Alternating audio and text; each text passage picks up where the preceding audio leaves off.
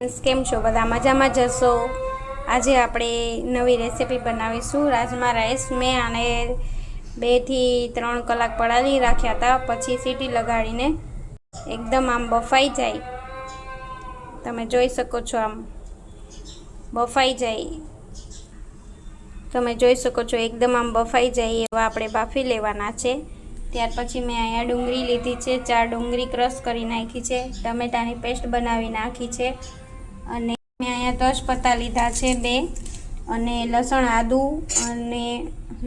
આદુ અને મરચાંની પેસ્ટ બનાવીને રાખી છે. જોઈ શકો છો, મેં સરસોનું તેલ લીધું છે. હવે આપણે તેલ નાખીશું. શકો છો, સરસોનું તેલ મારું ગરમ થઈ ગયું છે. આપણે એમાં જીરો નાખીશું. જીરો નાખ્યા પછી આપણે હિંગ નાખીશું.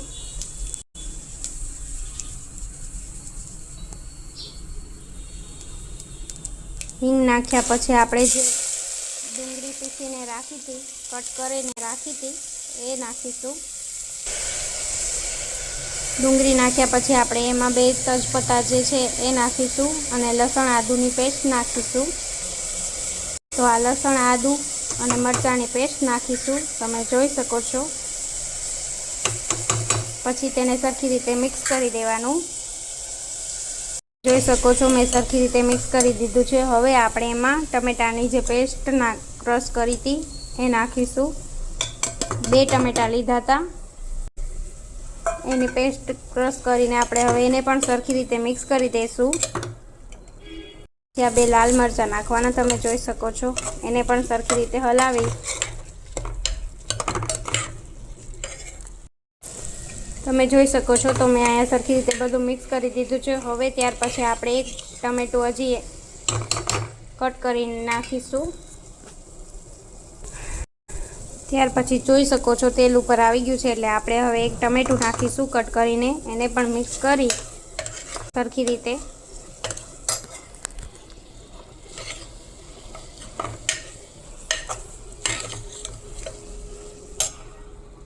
ત્યાર પછી તમે જોઈ શકો છો, સ્વાદ પ્રમાણે મીઠું નાખવાનું. પછી 1 થી 1.5 ચમચી મરચું નાખવાનું. તમે જેટલું તીખું ખાતા હોય એ પ્રમાણે નાખજો. અમારે તો બહુ તીખું ખાઈએ એટલે અમારે વધારે નાખવું પડે. ત્યાર પછી થોડીક એવી હળદર નાખવાની. ત્યાર પછી થોડાક એવા ધાણા નાખવાના, 1 થી 1.5 ચમચી. ત્યાર પછી ત્રણેયને મિક્સ કરી નાખવાનું, બધાને મિક્સ કરી નાખવાનું. તો તમે જોઈ શકો છો, આ બધું મિક્સ થઈ ગયું છે. ત્યાર પછી આનો મસાલો નાખવાનો, રાજમા રાઈસનો મસાલો, જે તમને શોપ ઉપર મળી જશે દુકાને. 1 ચમચી જેટલો આપણે રાજમા રાઈસનો મસાલો નાખવાનો. તો તમે જોઈ શકો છો, મેં અહીંયા 1 ચમચી જેટલો રાજમા રાઈસ મસાલો નાખ્યો છે. પછી બધાને મિક્સ કરી નાખવાનું. મિક્સ કરી લીધું છે. ત્યાર પછી મેં અહીંયા રાજમા જે લીધા છે એ હવે મિક્સ કરશું પાણી સાથે.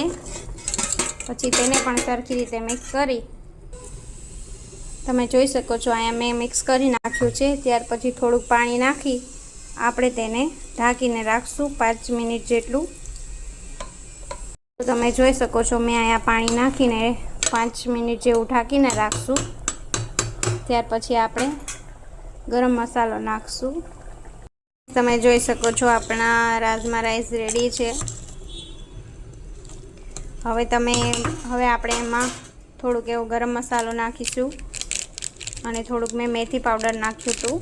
હવે આપણે એમાં થોડુંક ગરમ મસાલો નાખીશું. ગરમ મસાલો નાખ્યા પછી તેમાં થોડી કોથમીર નાખીશું ઉપર.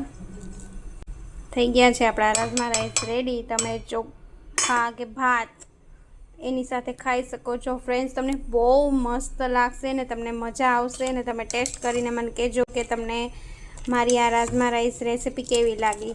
By, like, follow, subscribe. તો ફ્રેન્ડ્સ, મારા રાજમા રાઈસ બનીને રેડી છે. તમે ઘરે જરૂરથી ટ્રાય કરજો અને ટેસ્ટ કરીને કહેજો તમને કેવા લાગ્યા. ખરેખર ફ્રેન્ડ્સ, મને તો બહુ ગમ્યા, બહુ મસ્ત છે. તમે ટ્રાય કરીને મને જરૂર કહેજો. બાય.